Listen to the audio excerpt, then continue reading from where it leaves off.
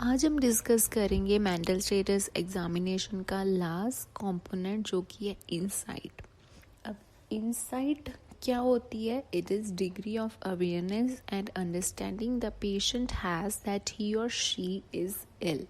मतलब कि पेशेंट को कितनी अवेयरनेस है कि वो सिक है, वो बीमार है, तो उस चीज़ को हम बोलते हैं इंसाइट। अब इस इंसाइट की ग्रेडिंग्स होती हैं, 6 ग्रेडिंग्स होती हैं, तो वो अपने पेशेंट को देनी है।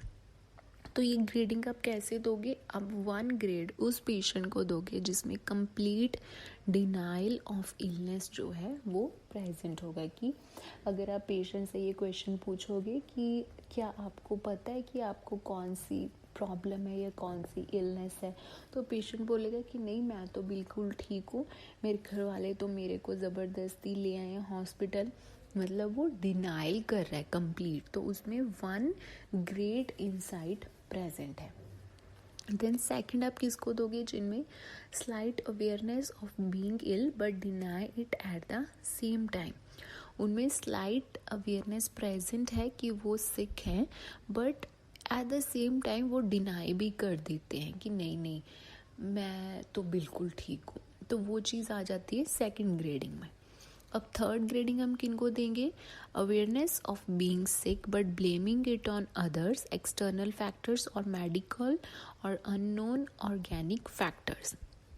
तो इसमें पेशेंट को अवेयरनेस है कि वो बीमार है, जैसे कि डिप्रेशन है, पेशेंट को पता होता है कि हाँ मेरे को डिप्रेशन है, बट वो इसका ब्लेम किसी और के ऊपर डाल के, एक्सटर्नल फैक्टर्स, कि हाँ उसकी वजह से मेरे को डिप्रेशन हो गया, राइट, घर में कोई झगड़ा हो रहा था तो मैंने उसकी टेंशन ले ली, तो उसकी वजह से कोई और फैक्टर्स को ब्लेम करेंगे, तो उसको हम थर्ड ग्रेडिंग देंगे।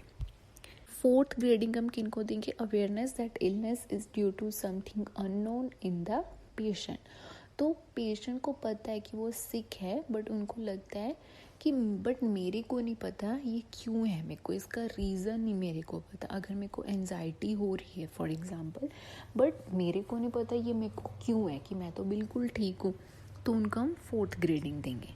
देन फिफ्थ हम ग्रेडिंग देंगे और इसको हम बोलते हैं intellectual insight. It means admission of illness and recognition that symptoms or failure in social adjustment are due to irrational feelings or disturbances without applying that knowledge to future experiences.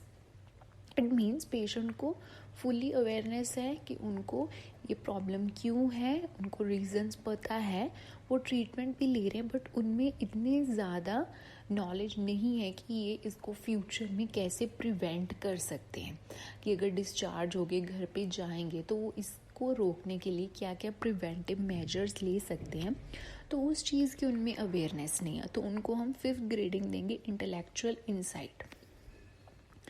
Then six grading हम देंगे true emotional insight.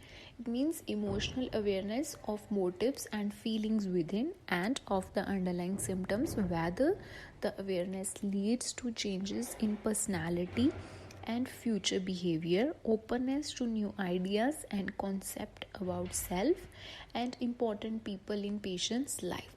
So it means patient is fully aware about his or her disease condition, और वो उसको इतनी भी knowledge है कि वो कौन से प्रिवेंटिव मेजर्स लेके इस चीज़ को फ्यूचर में दोबारा होने से रोक सकता है, तो उस ग्रेडिंग को हम बोलेंगे ट्रू इमोशनल इंसाइट प्रेजेंट है।